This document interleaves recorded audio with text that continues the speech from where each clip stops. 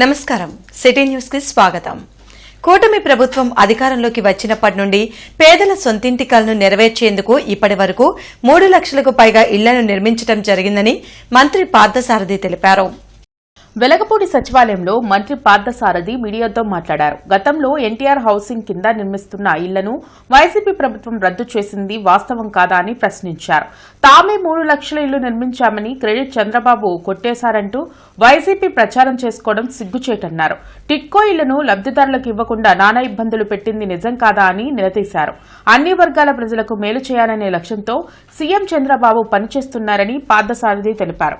ఈ 5 ఏళ్లలో 15 లక్షల ఇళ్లను పేదలకు కట్టించి ఇవ్వాలని తమ ప్రభుత్వం లక్ష్యంగా పెట్టుకుందని స్పష్టం చేశారు. 2019-2024 ప్రభుత్వాన్ని చూసినట్లయితే గృహ నిర్మాణ శాఖకు సంబంధించి 2014-19 మధ్యలో చంద్రబాబు నాయుడు గారు ముఖ్యమంత్రిగా ఉన్న కాలంలో 8,687,000 ఇళ్లను పూర్తి చేశామని చెప్పేసి మనం చేస్తాం. మరి 2019-24లో జగన్మోహన్ రెడ్డి గారు ముఖ్యమంత్రిగా ఉన్న సమయంలో కేవలం 6 లక్షల ఇల్లు మాత్రమే పూర్తి చేశారని చెప్పేసి కూడా ఈ సందర్భంగా నేను మనవి చేస్తా ఉన్నాను. నేను 5 సంవత్సరాల్లో వైఎస్ఆర్ కాంగ్రెస్ పార్టీ 6 లక్షల ఇల్లు పూర్తి చేస్తే ఈ 16-17 నెలల కాలంలోనే 3,192,000 ఇల్లు పూర్తి చేసిన ఘనత కూడా కూటమి ప్రభుత్వం అని చెప్పేసి కూడా మనవి చేస్తా ఉన్నాను.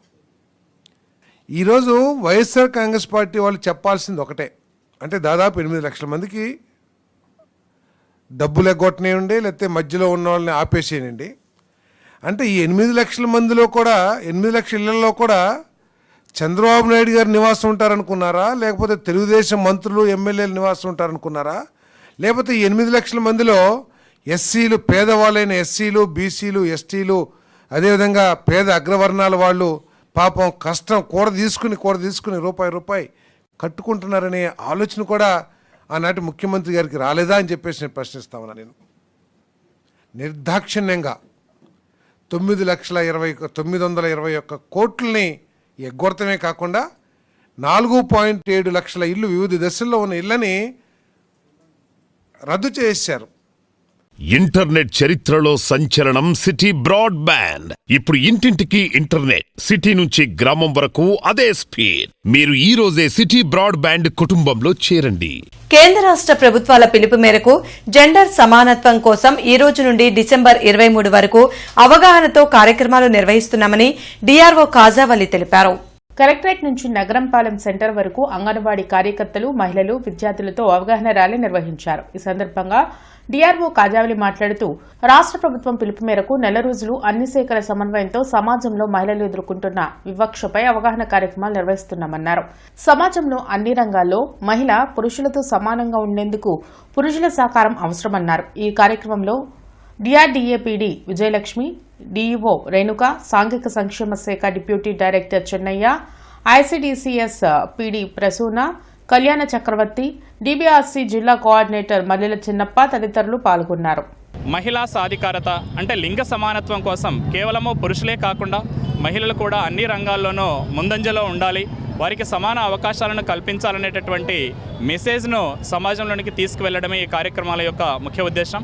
కాబట్టి మన యొక్క ప్రభుత్వ కార్యాలయాలు, అదేవిధంగా ప్రైవేట్ కార్యాలయాలు, పాఠశాలలు, కళాశాలలు, యూనివర్సిటీల్లో కూడా ఈ యొక్క కార్యక్రమాలను పెద్ద ఎత్తున ఏర్పాటు చేసి ప్రజలందరిలో కూడా అవగాహన కల్పించాలని ఈ యొక్క అవేర్నెస్ ప్రోగ్రాంలో పార్టిసిపేట్ చేసినటువంటి మన జిల్లా అధికారులందరికీ కూడా పేరున కృతజ్ఞత తెలియజేస్తున్నాం. Thank you. మహిళల పట్ల హింసా కార్యక్రమం, అలాగే డిస్క్రిమినేషన్ చూపించకుండా, మహిళలకి వివక్షత చూపించకుండా కూడా జరిగే కార్యక్రమంలో భాగంగా అనేకమైన ప్రోగ్రామ్స్, డే వైజ్ ప్రోగ్రామ్స్ కూడా చేపట్టడం జరిగింది.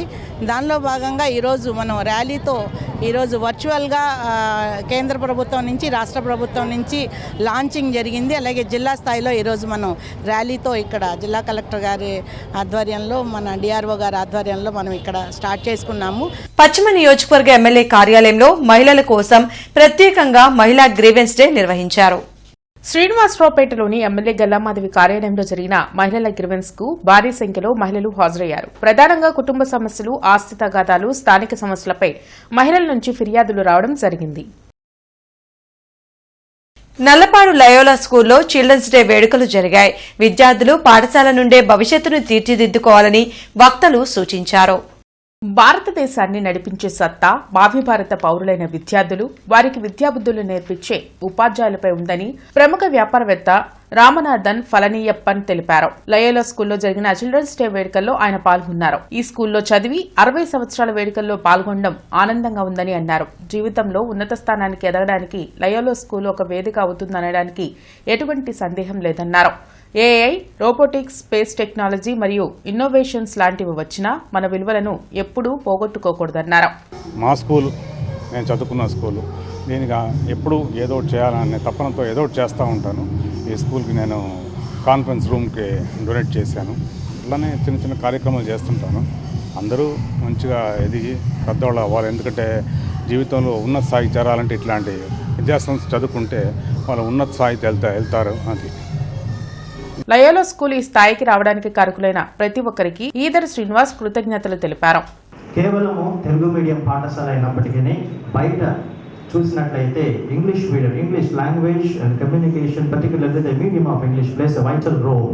Therefore, we also combine both Telugu and English subjects and we started teaching to our students. And dear guests of the day, we feel proud and happy to tell you that serving these people gives utmost joy to us. కార్మికులతో పాటు అన్ని వర్గాలకు అన్యాయం జరిగే 4 labour కోడ్లను రద్దు చేయాలని CPI రాష్ట్ర కార్యదర్శి వర్గ సభ్యులు జంగాల అజయ్ కుమార్ డిమాండ్ చేశారు. ఈ మేరకు ఈ నెల 26వ తేదీన తలపెట్టిన ఆందోళనకు సంపూర్ణ మద్దతు ప్రకటించారు. CM Chandrababu, deputy CM Pawan Kalyan, మాజీ సీఎం జగన్ దీనిపై స్పందించకపోవడం శోచనీయమని అన్నారు. కేంద్రం, రాష్ట్రంలో ఉన్న ఎన్డీఏ ప్రభుత్వాన్ని తరిమి కొట్టాల్సిన సమయం ఆసన్నమైందని జంగాల తెలిపారు. ఈ రాష్ట్రంలో అధికారంలో ఉన్నటువంటి చంద్రబాబు మాట్లాడుతూ పైగా నరేంద్ర మోడీకి జీ హుజూర్ అంటూ ఉన్నాడు. పవన్ కళ్యాణ్ నరేంద్ర మోడీ బిగి కౌగిలిలో బందీగా ఉన్నాడు. ఇతను జగన్మోహన్ రెడ్డి నరేంద్ర మోడీ ఆడిందే ఆట, పాడిందే పాటగా ఉంటూ వాళ్ళ విధానాలన్నింటినీ అమలు జరుపుతూ ఉన్నాడు. కాబట్టి మన రాష్ట్రంలో ఉన్నది అధికారంలో ఉంది ఎన్డీఏ, ప్రతిపక్ష పార్టీ కూడా ఎన్డీఏ. కాబట్టి ఎన్డీఏని తరిమి కొట్టడానికి రేపు 26వ తేదీ జరగబోయేటటువంటి భారీ ఆందోళన కార్యక్రమాల్లో సిపిఐ శ్రేణులు కూడా పాల్గొనాలని రాష్ట్ర సమితి తరఫున పిలుపునిస్తా ఉన్నాం. మెప్మాలో పనిచేస్తున్న ఉద్యోగుల కుటుంబ సభ్యులకు హ్యూమన్ డెవలప్మెంట్ సొసైటీ ఆధ్వర్యంలో జాబ్ మేళా నిర్వహించారు. పట్టణ పేదరిక నిర్మూలన సంస్థ ఆధ్వర్యంలో నిపుణుల సౌజన్యంతో జాబ్ మేళా నిర్వహిస్తున్నామని పీడీ విజయలక్ష్మి వెల్లడించారు. కేవలం మెప్మాలో పనిచేస్తున్న వారి కుటుంబ సభ్యుల కోసం ఈ జాబ్ మేళా ఏర్పాటు చేసినట్లు తెలిపారు. దీనిలో 10వ తరగతి నుంచి పీజీ వరకు చదువుకున్న 18 నుంచి 32 సంవత్సరాల వయసు వారు ఈ అవకాశాన్ని సద్వినియోగం చేసుకోవాలని కోరారు. దీనిలో 10,000 నుంచి 40,000 వరకు జీతం వచ్చే ఉద్యోగం సంపాదించుకోవచ్చని తెలిపారు.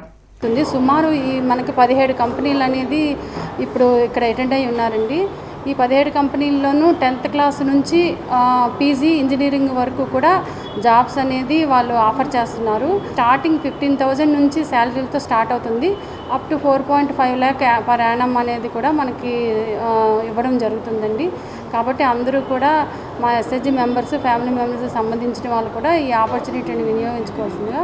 ఇంటర్నెట్ చరిత్రలో సంచలనం సిటీ బ్రాడ్బ్యాండ్. ఇప్పుడు ఇంటింటికి ఇంటర్నెట్, సిటీ నుంచి గ్రామం వరకు అదే స్పీడ్. మీరు ఈ రోజే సిటీ బ్రాడ్బ్యాండ్ కుటుంబంలో చేరండి.